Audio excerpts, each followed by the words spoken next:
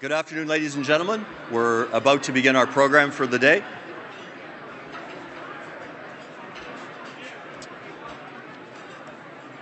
Good afternoon, ladies and gentlemen. From the Hilton Hotel in downtown Toronto, welcome to the 112th season of the Empire Club of Canada.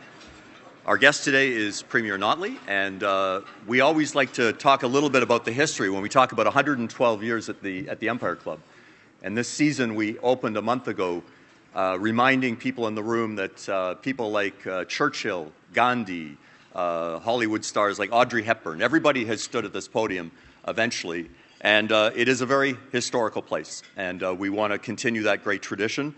I wanted to point out to you, those of you that would not have heard about this, in a week and a half on October 12th, the Murdoch Mysteries will feature a special edition of the Murdoch Mysteries on a murder at the Empire Club of Canada in 1903.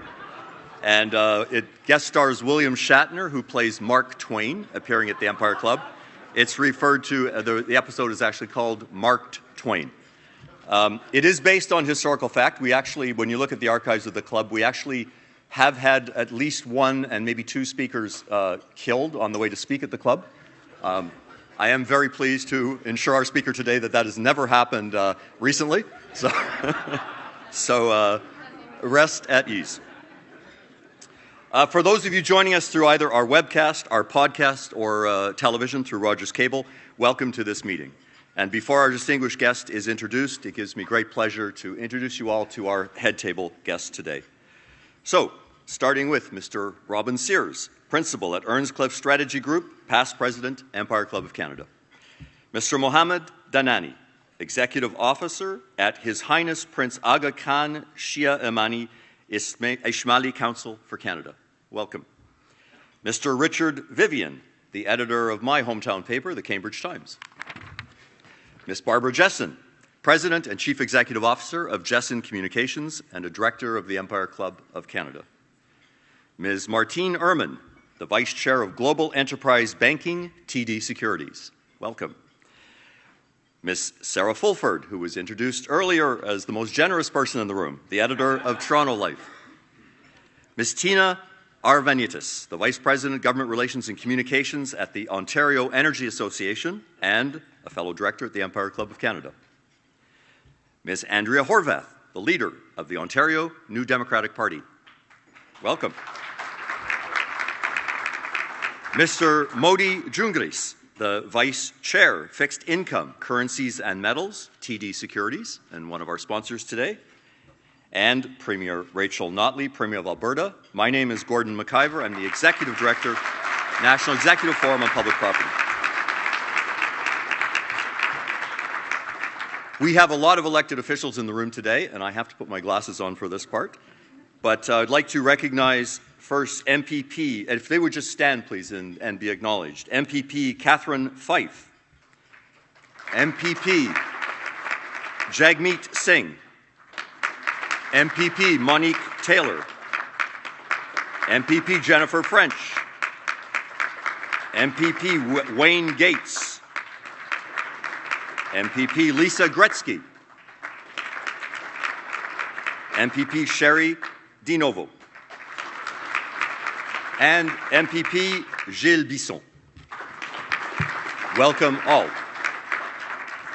And it's now my distinct pleasure to pass over the podium to the former President of the Empire Club of Canada, Robin Sears, who will introduce the Premier today. Robin.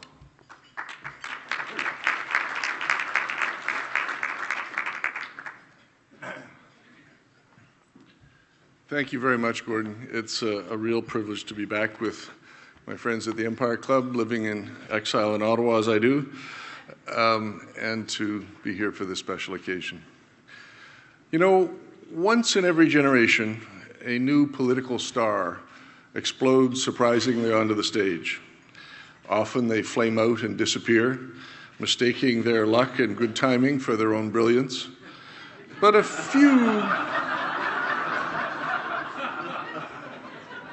few stride onto the big stage with the quiet confidence of someone who's done it for years. They lead with quiet assurance from day one, their eyes always fixed on a distant horizon. Peter Lougheed was one, Pierre Trudeau was one, and no prizes for guessing which group I think our guest speaker today fits. Premier, many friends of Alberta.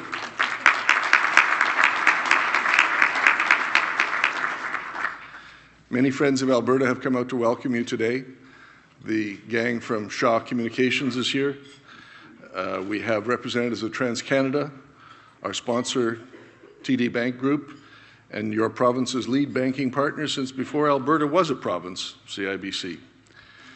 Now, I don't know the Premier well, but we do have several hundred friends in common. And so I asked some of them for some insights into Rachel Notley. One said, you know, she's a very unusual politician. Yeah, she's smart, she's tough, she's a great organizer, she's a good strategist, but she's also a lot of fun. I won't say she'll be the last one to leave the party, but she'll always be the life of the party. Premier Notley has begun to transform her province with the same quiet determination that Peter Lougheed showed 40 years ago. She's shown the same steel in the face of some very tough economic news that her dad, Grant Notley, showed as the sole elected New Democrat in the legislature for most of his career. But she also has a warmth and an empathy, an informality that is too rare in political life.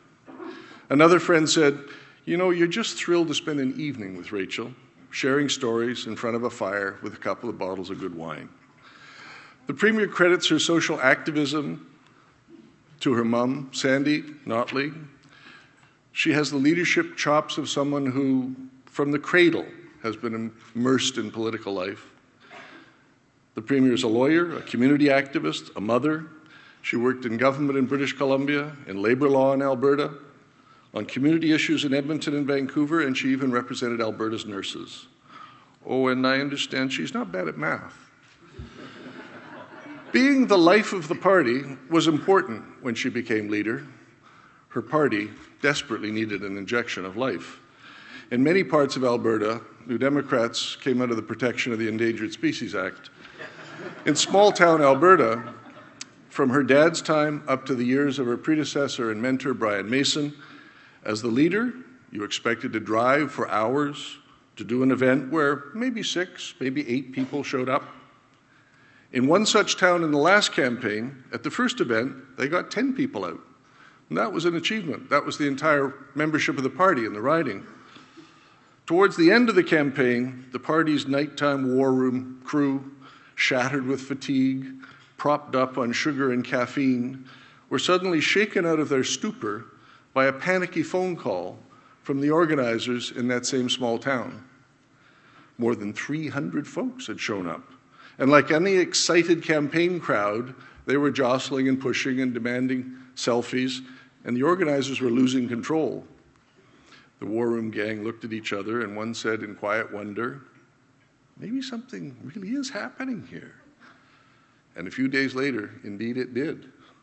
Rachel Notley swept every community in every part of Alberta. It was the sort of victory many politicians never see in their entire lives.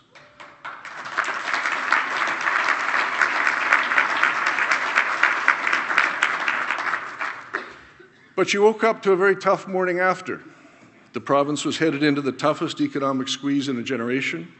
The Premier may have won a huge political mandate, but there was little left in the Treasury. Alberta had gotten used to dodging problems by throwing money at them, and now she had to find a better way. In her few months on the job, I think most observers would concede that Alberta is lucky to have a leader of her quality to help them navigate this tough passage. Her government has a very challenging budget only days away. Days after that, she will help lead the Canadian delegation in Paris, aiming to prove to the world that Alberta and Canada are once again ready to be international leaders. Alberta has an impressive new leader. Canadian progressives have a new star on the national stage, and we're very grateful for her taking the time to share her vision with us today. Premier, friends, please give Rachel Notley a warm Empire Club welcome.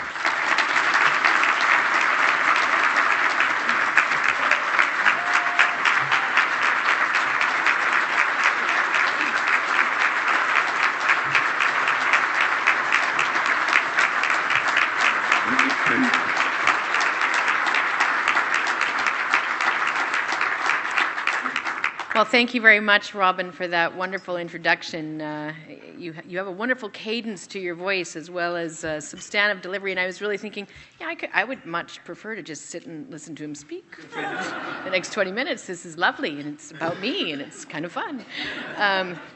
So if you wanted to wrap up afterwards, that's fine as well.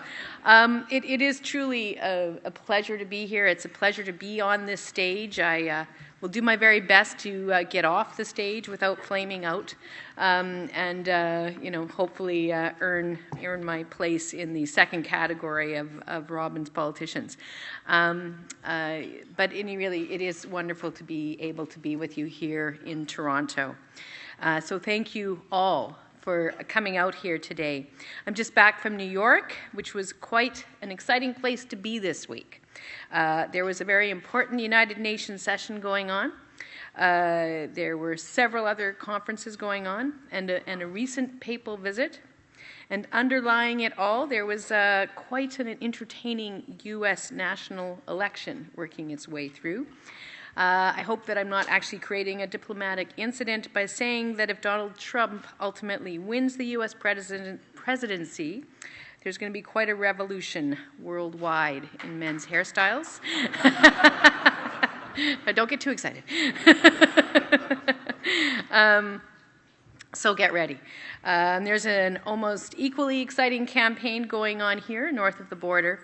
And I'm watching all of this, feeling very grateful that our election in Alberta is over. Not, mind you, that politics in Alberta hasn't been very interesting.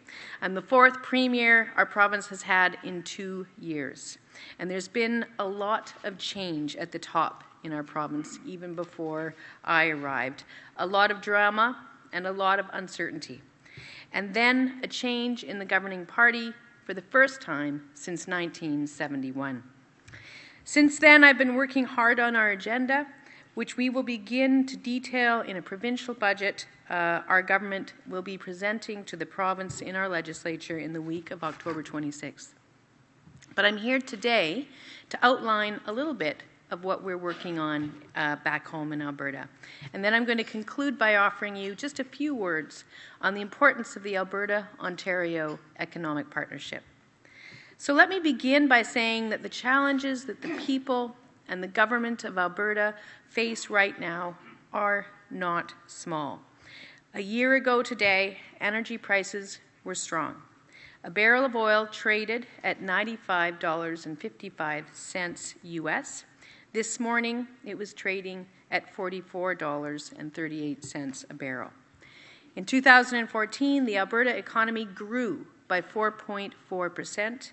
In 2015, our GDP is projected to shrink by 0.6%.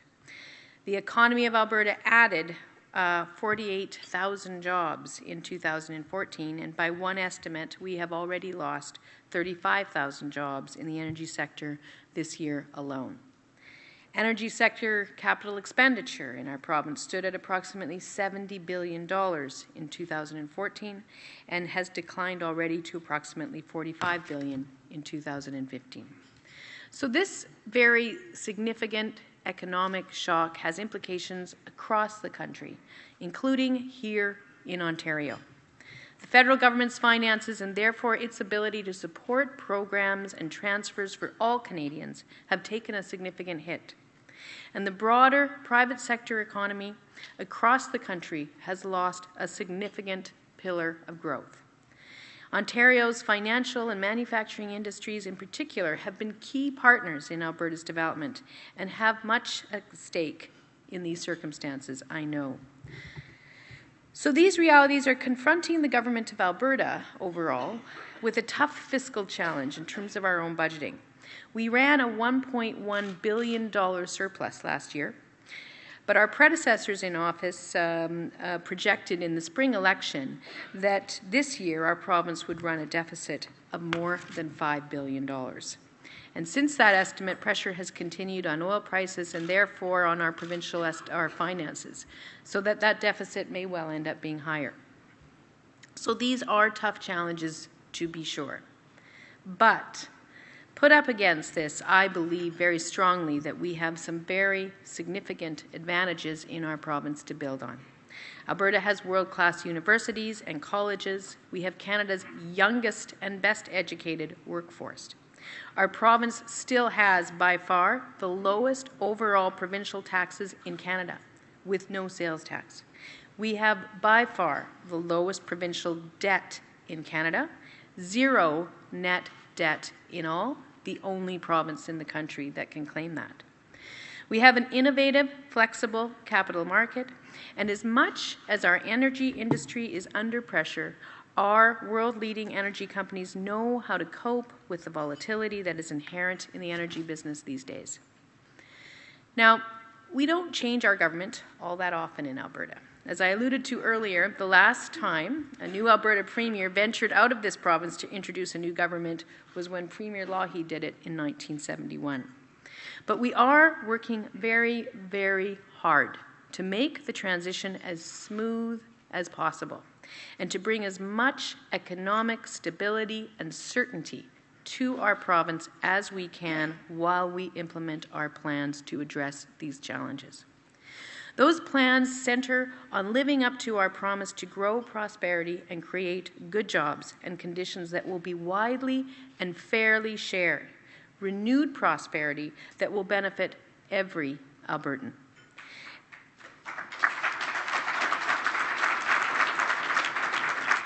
So we know that there is actually only one way to succeed, and that's by supporting an open, sustainable, and increasingly diversified economy in our province. And we also know that we can't accomplish this by ourselves. Job creators create jobs in the private sector, not government.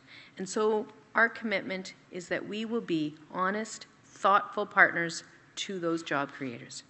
Alberta will continue to be a healthy place for private investment under our government.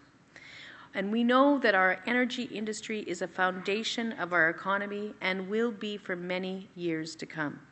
So looking for new opportunities in our energy economy and pioneering advanced technologies, all this will continue to require investment on a large scale. So under our leadership, Alberta's abundant oil and gas reserves will remain open to investment. And we will maintain one of the most competitive tax systems in Canada. Our government will boost exports by seeking out new relationships, strengthening old ones, and enhancing Alberta's environmental record.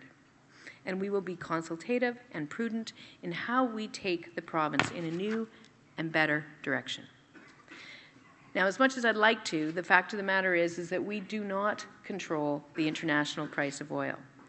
And so we therefore have to deal with the hand that we are dealt, while working to diversify our economy and working to reduce our dependence on a single product and a single price. So we can also work on strong, progressive policies that move us forward and position us to build on these resources as prices recover. So, for example, this July, the Canadian Energy Strategy was endorsed and adopted by every provincial and territorial government in Canada at the Council of the Federation meeting held in St. John's, Newfoundland. Now, the Canadian Energy Strategy is a very important intergovernmental framework that will help Canadian governments align on an environmentally responsible, sustainable, and prudently managed development of Canada's energy resources and energy potential. Now, there were some very important and valuable competing views on these issues when we had this meeting. But ultimately, what our government found was that by conducting interprovincial business respectfully, politely, collaboratively, turned out to be the very best strategy. In my view, and in the view of the Government of Alberta, it is clear that our only road to achieving those economic goals is by getting it right on the environment.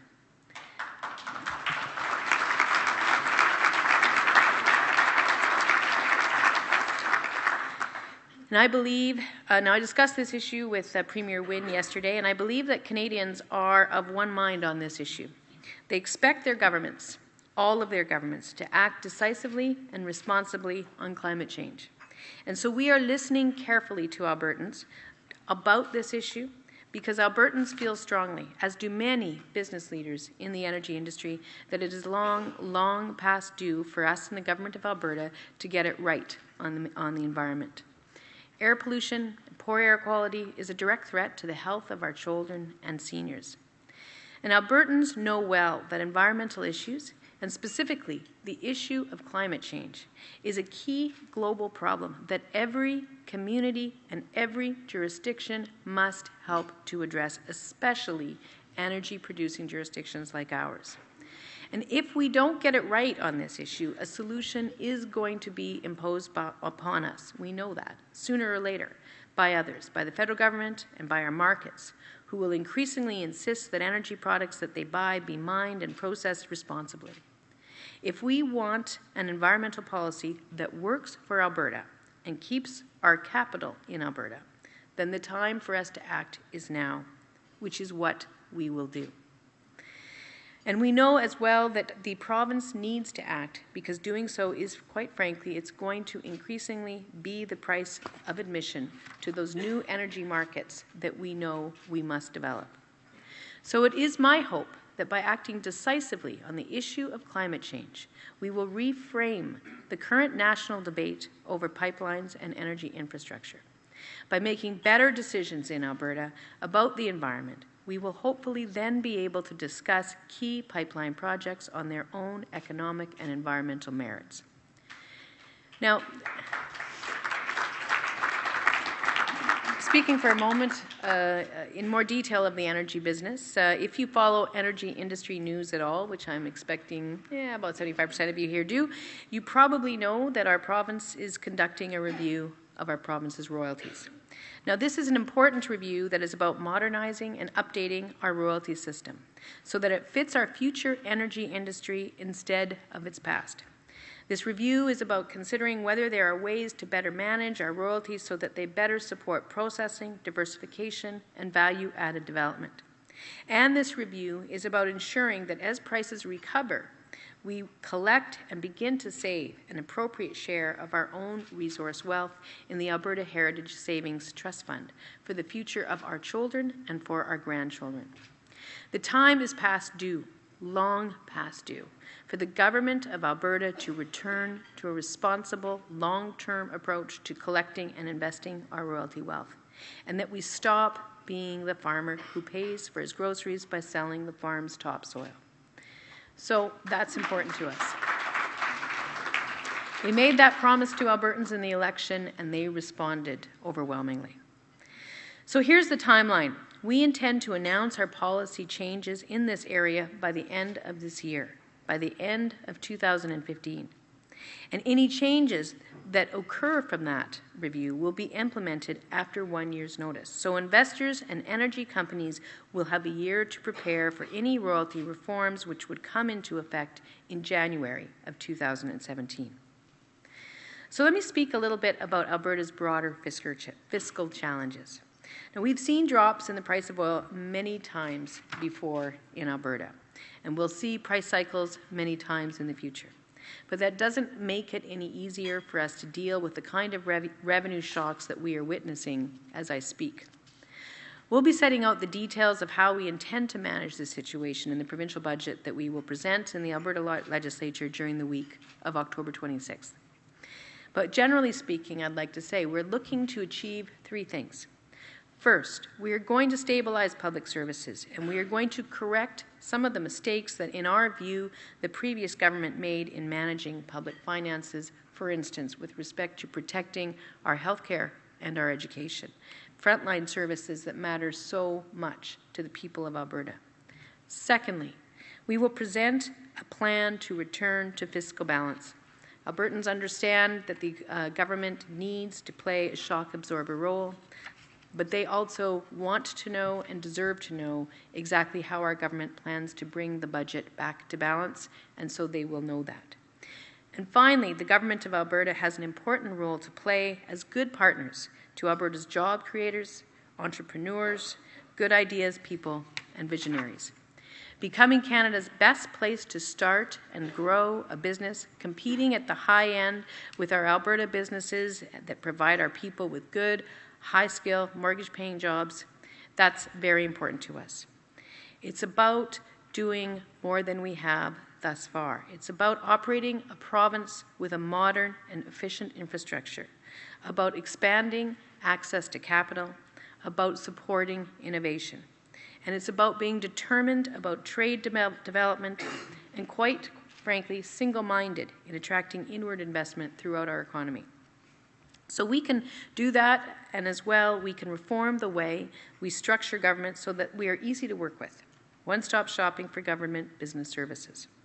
So we are considering all of these strategies and more very carefully, and we will have a lot more to say about it when we introduce our budget in October. But let me just conclude by saying a few words about the close economic partnership between Alberta and Ontario. Over 1,100 Ontario companies provide the energy industry in Alberta with construction, manufacturing, transportation, warehousing, financial services, and environmental consulting goods and services. Now, there's been a reduction in investment in the energy industry in the face of low prices. But by any reasonable estimate, Alberta will still require hundreds of billions of dollars in goods and services from Ontario over the next 25 years. So we are partners in each other's success. And our provinces need to work together to promote jobs and prosperity and responsible and environmental and climate change policy in Alberta and Ontario and across the country. So I discussed these issues, as I said, with Premier Wynne yesterday during our meetings at Queen's Park. I invited Premier Wynne to visit Alberta and to consider bringing a delegation of business leaders to discuss how we can further deepen our close economic ties. And I'm very pleased that she's accepted my invitation, and I'm looking forward to this work. So friends, it has indeed been a time of very rapid change in Alberta over the past 2 years, but we have now re-entered a period of political stability and a strong majority government in our province. So this gives us an opportunity to deal with some important matters that require a steady hand and careful, engaged thought.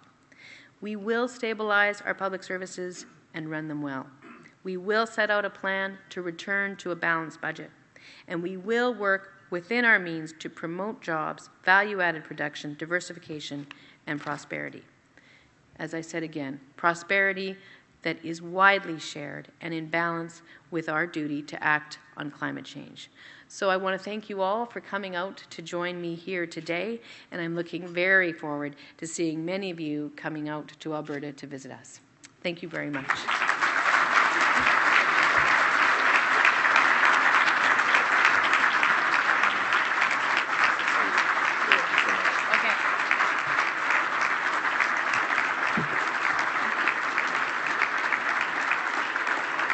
Ladies and gentlemen, please welcome Martine Ehrman from TD Securities, who will express our collective appreciation. Thank you, Mr. President. Premier Notley, on behalf of TD and all of us here today, thank you for joining us and for such a passionate allocution. The Premier often speaks of a sense of community that unites Albertans, a belief that our own family is better off when all families are better off. That could be said about our nation. A strong, prosperous Alberta is vital to a strong, prosperous Canada. Each one of us has a vested interest in seeing its long-term success. Now, we often talk about that from an economic perspective, but Alberta's contributions to Canada run much deeper than that. The true grit of its people, their optimism and can-do spirit, stage a national unity around our own identity as Canadians. It is any wonder that one of the province's first female MLAs, I will quote Nellie McClung, like to say, always in Alberta there's a fresh wind blowing. Now, she was a Liberal, I'm sorry, I couldn't find it. I worked on that one, though. The same positive character was definitely on display today. Premier Notley spoke frankly about the challenges facing Alberta today. She left no doubt in our minds that the province's best days still remain. Patience is definitely required. Progress, the Premier has noted, is more about choosing the right path than how far and how fast it can be traveled. One thing for sure, we all of us will be interested in seeing and watching Alberta's journey with great interest. Premier Notley, to you, we wish you continued success, and thank you for your frank speech. Thank you.